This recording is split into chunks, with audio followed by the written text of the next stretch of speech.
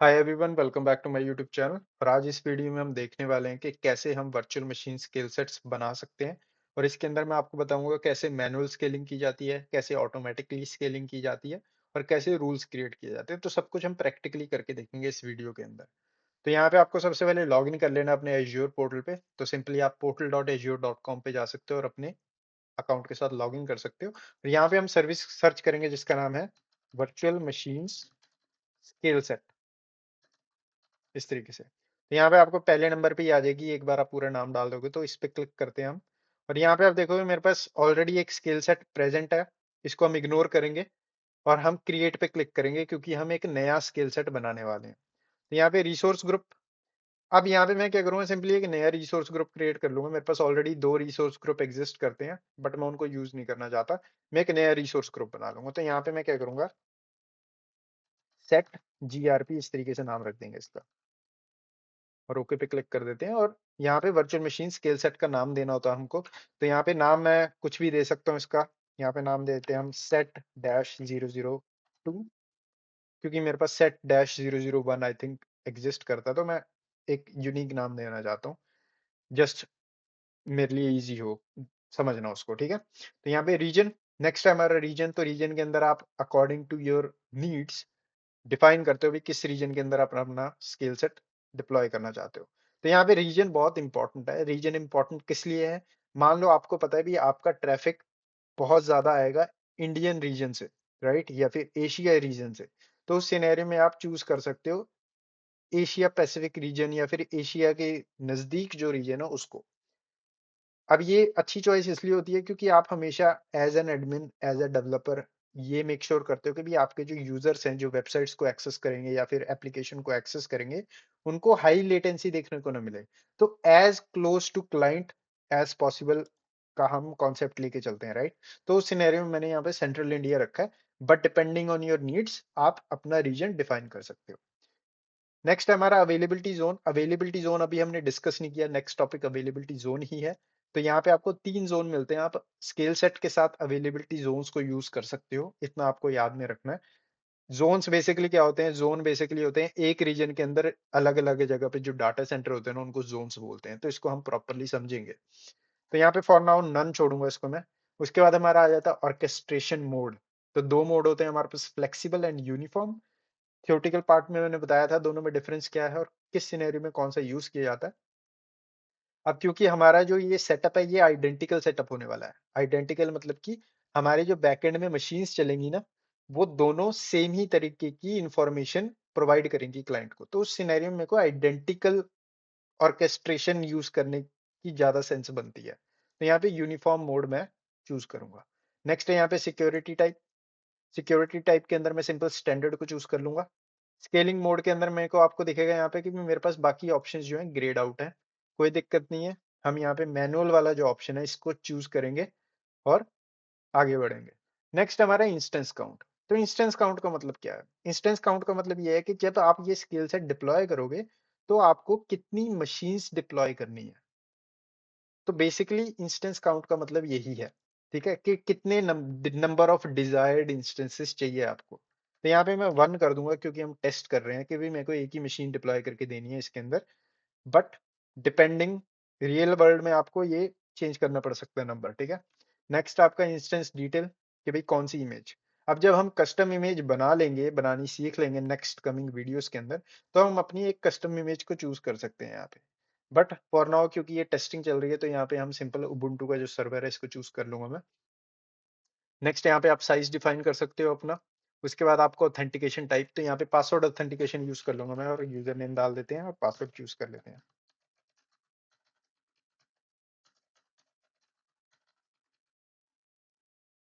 Next, और यहाँ पे स्पॉट की जो कॉन्फ़िगरेशन है एज इट इज छोड़ दूंगा मैं। नेक्स्ट, यहाँ पे डिस्क वगैरह कॉन्फ़िगर कर सकते हो आप, जो भी डिस्क वगैरह चूज करना चाहते हो, ओएस डिस्क या फिर आप डाटा डिस्क अटैच करना चाहते हो वो भी। नेक्स्ट नेटवर्किंग, और यहाँ पे नेटवर्किंग का सेक्शन जो है वो इम्पोर्टेंट है इस वीडियो के पॉइंट ऑफ व्यू से। क्यों इंपॉर्टेंट है, अब रियल वर्ल्ड में जब भी आप स्केल सेट का यूज करते हो तो मैंने बताया हुआ आप यूजली स्केल सेट के साथ लोड बैलेंसर डिप्लॉय करते हो। कभी भी आप एज्योर पे काम कर रहे हो ना तो आप ऐसे नहीं होगा कि एज्योर के ऊपर आप सीधी एक ही सर्विस यूज कर रहे हो, नहीं। आप जब एज्योर के ऊपर अपने इंफ्रास्ट्रक्चर बनाते हो तो मल्टीपल सर्विसेज का यूज करते हो आप। तभी आप देखोगे इस एग्जाम की हम प्रिपरेशन करें तो हम सारी सर्विसेज को पढ़ते आ रहे हैं, अलग अलग तरीके की। और एंड में आप देखोगे हम सारी सर्विसेज को मिला के एक लैब बिल्ड कर सकते हैं। हम ट्राई करेंगे एक लैब बिल्ड करने की जिसके अंदर सारी सर्विसेज को जो भी हमने समझी है उनको यूज करने की कोशिश करेंगे। तो इसी तरीके से आपका एज्योर काम करता है, राइट। तो यहाँ पे ऐसे नहीं है कि वर्चुअल मशीन स्किल सेट आपने अकेला डिप्लॉय कर दिया, नहीं। आप लोड बैलेंसर के का यूज लेते हो उसमें, क्योंकि आपको एक सर्विस चाहिए जो इक्वली आपका ट्रैफिक डिस्ट्रीब्यूट कर सके क्लाइंट के थ्रू, और क्लाइंट को ऐसे अलग अलग मशीन्स के ऊपर हिट ना करना पड़े अपना ट्रैफिक।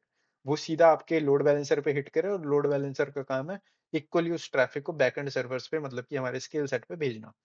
तो यहाँ पे फॉर नाउ क्योंकि हम लोड बैलेंसर डिप्लॉय नहीं कर रहे, तो यहाँ पे आप क्या कर सकते हो, नेटवर्क इंटरफेस को यहाँ पे एडिट कर सकते हो। और एडिट करके हम दो चेंजेस करेंगे। सबसे पहला तो हम यहाँ पे करेंगे, अलाउ करेंगे इनबाउंड ट्रैफिक। तो यहाँ पे हम एसएसएच एनेबल कर देंगे ताकि हम इस मशीन को कनेक्ट कर सकें एसएसएच के थ्रू। सेकंड, यहाँ पे पब्लिक आईपी एड्रेस जो है अनेबल कर दूंगा मैं इस तरीके से। और यहाँ पे एक्सेलरेटेड नेटवर्किंग है, इसके बारे में आप फर्दर स्टडी कर सकते हो। यहाँ पे आई बटन पे क्लिक करके सिंपल इसके बारे में आप समझ सकते हो एक्सेलरेटेड नेटवर्किंग क्या है। बट बेसिक आइडिया दे दूं, ये बेसिकली लेटेंसी वगैरह हैंडल करने के लिए यूज की जाती है, ठीक है। उस तो यहाँ पे फॉर नाउ यहाँ पे इसको कर दूंगा मैं डिसेबल। ओके पे क्लिक कर देंगे। और यहाँ पे ये आपको नेक्स्ट लोड बैलेंसिंग का ऑप्शन भी देता है। अगर आपके पास लोड बैलेंसर ऑलरेडी एग्जिस्ट करता है तो एट दिस स्पॉट आप इसको सेटअप कर सकते हो लोड बैलेंसर के साथ। बट फॉर नाउ इसको एज इट इज छोड़ेंगे। Next management, next health, next advance.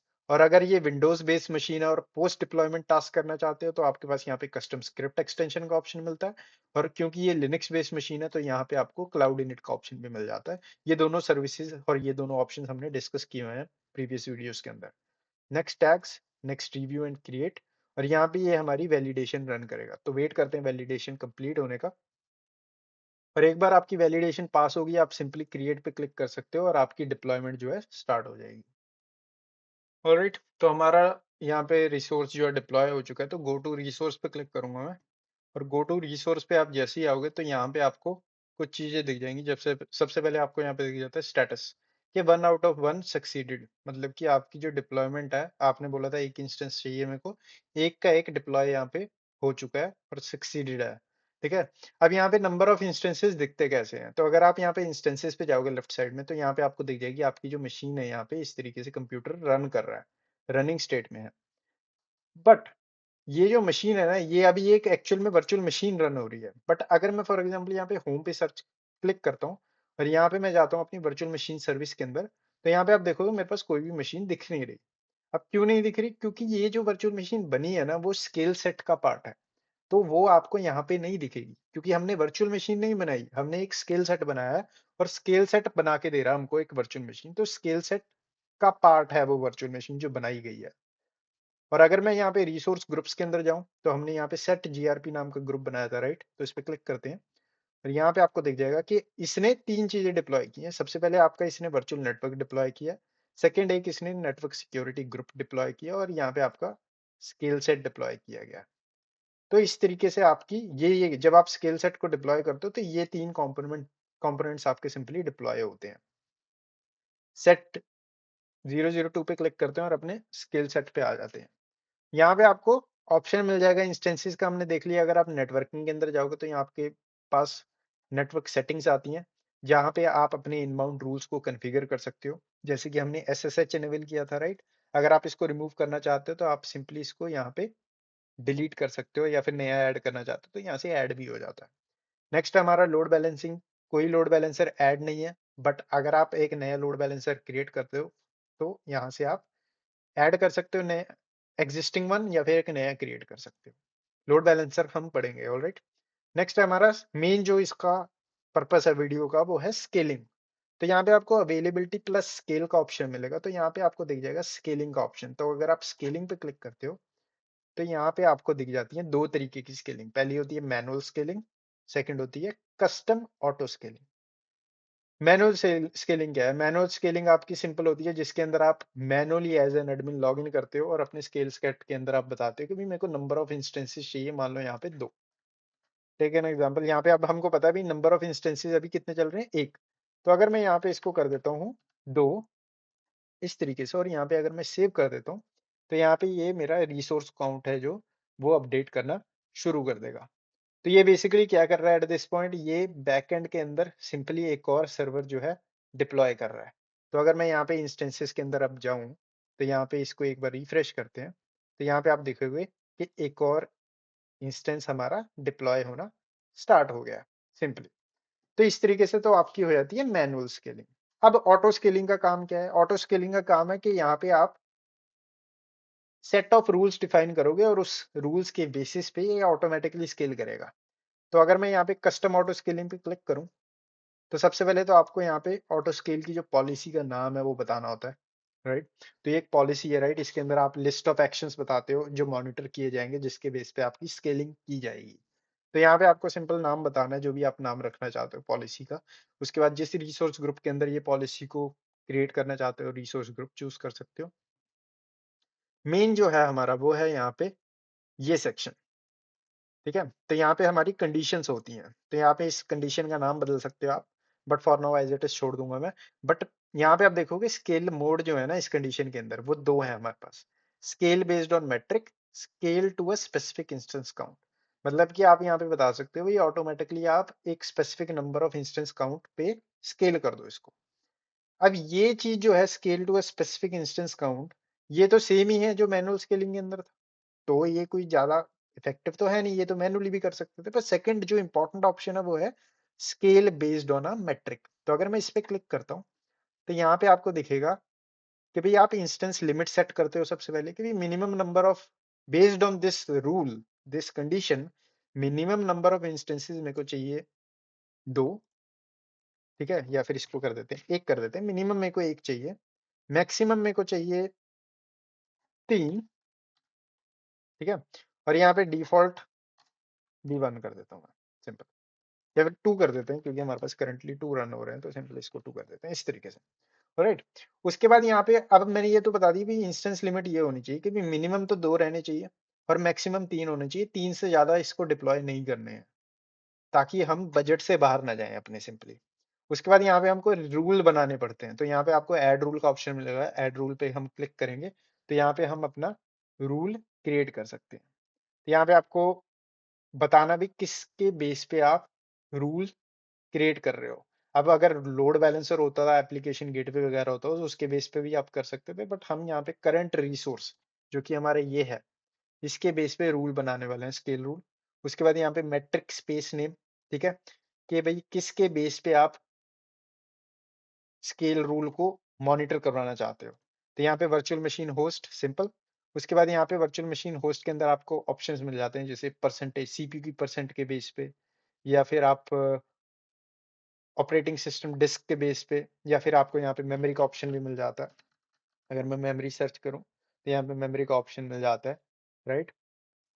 तो यहाँ पे हम क्या करेंगे, सिंपल यहाँ पे जो हमको, क्योंकि हम टेस्टिंग कर रहे हैं, राइट? तो यहाँ पे परसेंट सीपीयू जो है इसको चूज कर लूँ मैं सिंपली। उसके बाद यहाँ पे मेरे को, अगर मैं स्क्रॉल डाउन करूँ, तो यहाँ पे मेरे को देखना पड़ेगा कि भाई परसेंट कौन सी मॉनिटर कर रहे हैं, मैं कितनी परसेंट की एवरेज मॉनिटर कर रहे हैं हम सीपीयू की। तो यहाँ पे हम सिंपली बताते हैं कि अगर मान लो सीपीयू की एवरेज, मतलब कि यहाँ पे तो ये सीपीयू एवरेज बता रहा है परसेंट में, ठीक है? यहाँ पे हम बताते हैं कि ये अगर सीपीयू की एवरेज ग्रेटर देन 70% जाती है 10 मिनट के लिए,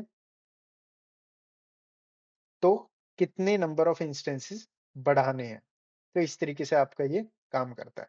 तो मान लो मैं यहाँ पे कॉन्फ़िगर करना चाहता हूँ कि भाई अगर मेरे वर्चुअल मशीन के सीपीयू की एवरेज चली जाती है ग्रेटर देन और equal to 5%, take an example, ठीक है? तो यहाँ पे ये बताता रहेगा कि भाई एवरेज कितनी चल रही है हमारी एक्चुअल में, और हमारी लिमिट क्या है, ठीक है?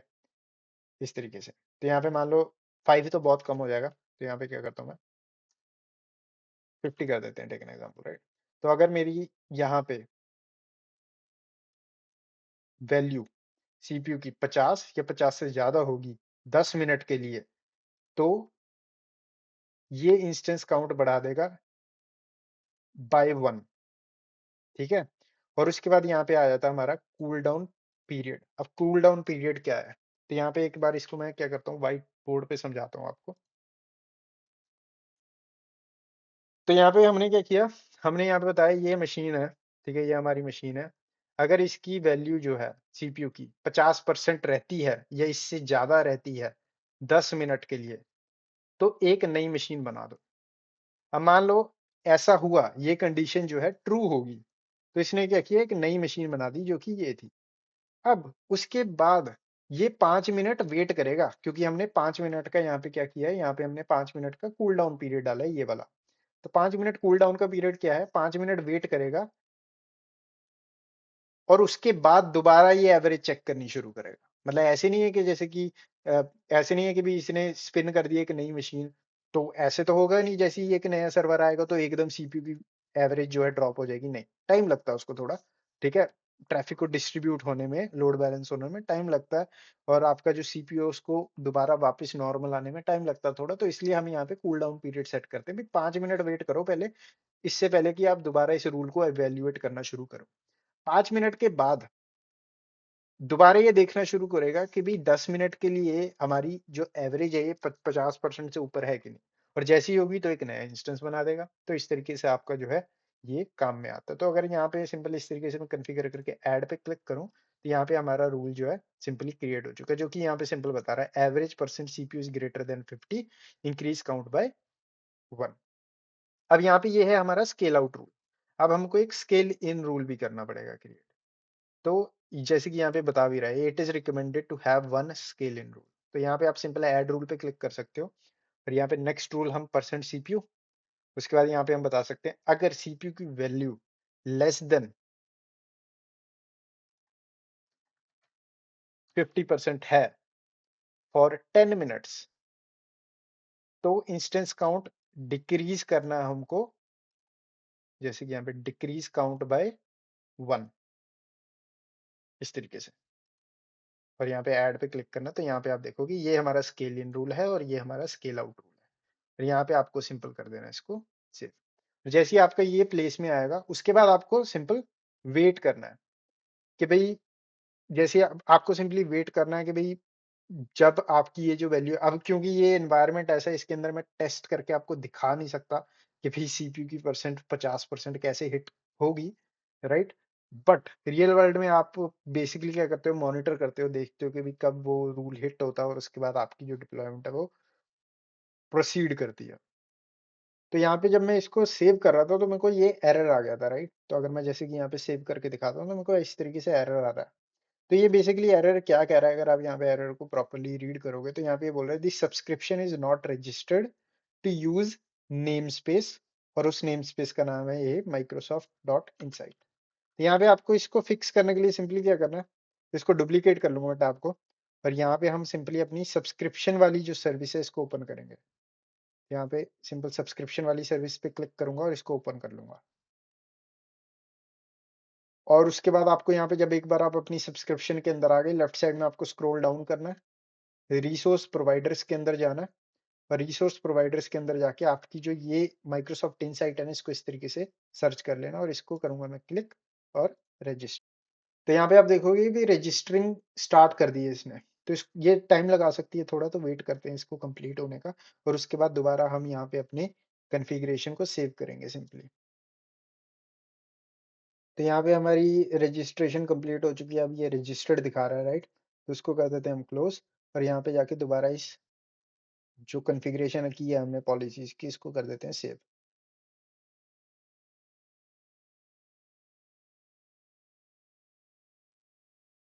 तो एट दिस पॉइंट आप देखोगे कि यहाँ पे हमारी जो रिसोर्स सेटिंग्स हैं वो अपडेट हो चुकी हैं। अब यहाँ पे आपको सिंपली ये करना है एट दिस पॉइंट आपको, अब ये तो हमने मैनुअली की थी, तो यहाँ पे इसलिए मैनुअली रन हो रहा है।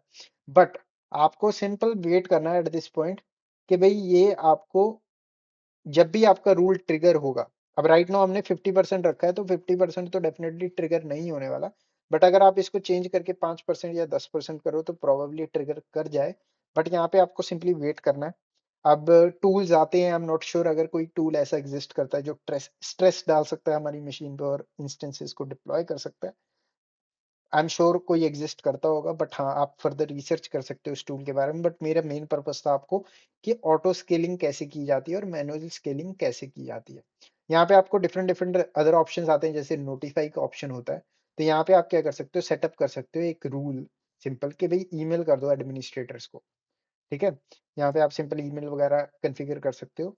बट इसके बारे में हम डिस्कस करेंगे जब हम मॉनिटरिंग एंड लॉगिंग सेक्शन में जाएँगे, उस मॉड्यूल के अंदर जाएँगे, तो वहाँ पे हम पढ़ेंगे कि कैसे हम मॉनिटरिंग वगैरह सेटअप कर सकते हैं। बट फॉर नाउ इस वीडियो का मेन पर्पज़ था आपको बताना कि कैसे आपकी स्केल सेट काम कर सकता है और कैसे आप ऑटो स्केलिंग और मैनुअल स्केलिंग कॉन्फ़िगर करते हो। तो वीडियो को लाइक करें, चैनल को सब्सक्राइब करें। मैं मिलता हूँ आपको नेक्स्ट वीडियो में।